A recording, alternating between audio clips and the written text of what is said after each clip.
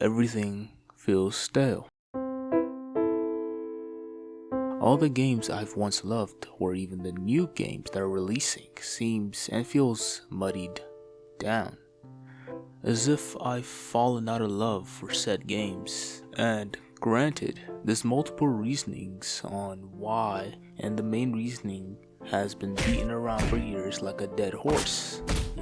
Microtransactions, live service, all the shenanigans. Which, only talking about it, will be the equivalent of having a slice of elementary school pizza from a school pizza party. So I'm not gonna get into that right now. My main point being that almost every game has been turned into an esports, making it feel more grindy, and realistically, the only way you can have some sort of fun is usually by ranked, if you're lucky enough.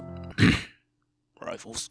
For a multi-billion-dollar industry, why does everything feel all copy and paste? All lifeless and void of a soul? Those questions have answers already, but I low-key just wanna yap about it, to be honest. The answer's simple, though. It's money. And with that, everything and anything has become some sort of subscription, and that includes gaming overall, with the Battle Pass system.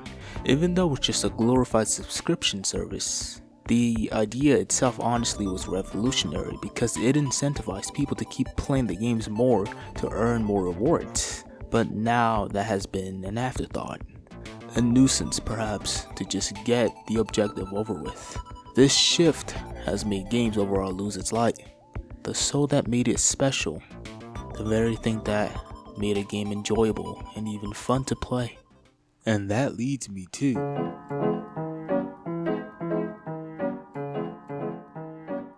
something that draws more and more people to all types of media, whether it's art, music, or perhaps killing demons in Doom, or growing a garden in Roblox. Hey, you do you, I'm not gonna judge.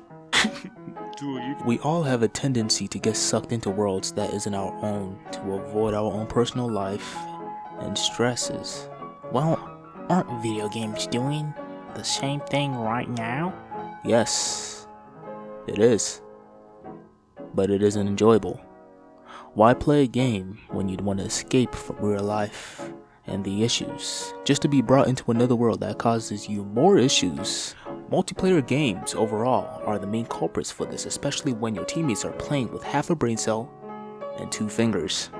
Or when the game mechanics give you one giant middle finger and tells you to go fuck yourself, essentially robbing you of all the time you've put into it. And I'm mainly talking about sports game. God, I hate FIFA. But the game got me in a chokehold either way, so I'm suffering. Games with its relative nature often drives out players, especially when the community of said games are just as horrible. And this goes for literally anything. Take anime for example. Look at My Hero. The series is not bad. Honestly, I would even say top 10. Yeah, I'm low-key bugging, bro. Top 10, bro. I don't even watch it. I'd say top 15. Maybe even lower, but bro, what am I on? Like, what the heck? But the fandom, golly, bro. Oh my god, just the fandom, bro. It has just brought the whole entire series to the mud. I can't lie. Like, it's ruined its image. But I'm getting way over my head here. But the constant push for more money, less games, some sort of subscription form for a game that I paid, might I add. The constant grindy nature and the leaning towards comps more than casuals really is what destroys the enjoyment from the inside out. But Give Boy, those games are fun with friends. That's why you should play with them, It wouldn't make sense. I know that, goddammit, I know. But what is the point of playing a game if you don't truly enjoy it by itself, and only with friends? What if all your friends are busy with life, and you don't find any form of enjoyment unless playing those games with said friends? It would all be meaningless, just taking up unnecessary space unless you play with them, wouldn't it?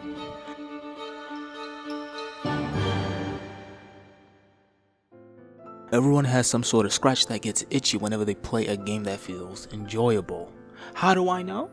It's because I've seen it with my own 2 eyes.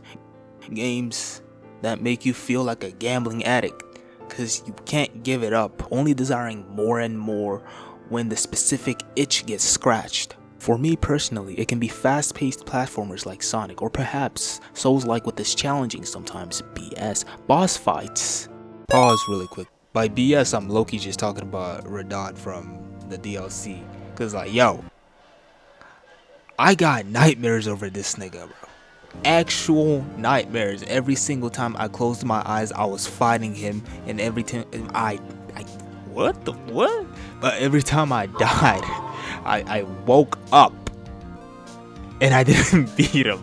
So it was just a weird experience, and that had me thinking like, yo, this cannot be normal. No way can someone actively choose to play a game, suffer, and after suffering quite a bit, they just applaud the game, saying that's 10 out of 10. There's got to be some sort of mental illness, but you get the point. And that's only scratching the surface. Haha. Get it? No? Oh, okay. Just games that test me, whether it's reaction speed or tactical methods, and there's millions of different experiences and ideas all neatly packaged into what we know and love as video games. And maybe, just maybe, try out the games that has been sitting in your backlog, rotting and collecting spiders and dust. I truly love these games. They have a very special place in my heart, because most of them, like Fortnite, used to be my comfort game at a time, but slowly over time, I've fallen out of love with them. I play them not because I want to have fun, but as a means to grind and nostalgia. Besides Siege and FIFA, fuck those two. Hey, it's done. Low-key, this entire video is just, a bunch of ideas that I've had for the past couple months, all mixed into one giant video. Well, not really giant, you know what I mean. This started really as me wanting to talk about how much I love playing my favorite game, till I eventually beat it for like the 4th time, and I just felt empty with nothing to fill that void, And divergent from that idea, I got the idea for this, Overall, if you guys really liked it and you want to support, I say like and subscribe, Or, claim your tickets for being a day one supporter. I'm just telling you right now, them seats and tickets are gonna run out pretty soon. Or you can be a day one hater. You do you, I'm not gonna judge. But either way, I'm gonna catch you guys later though.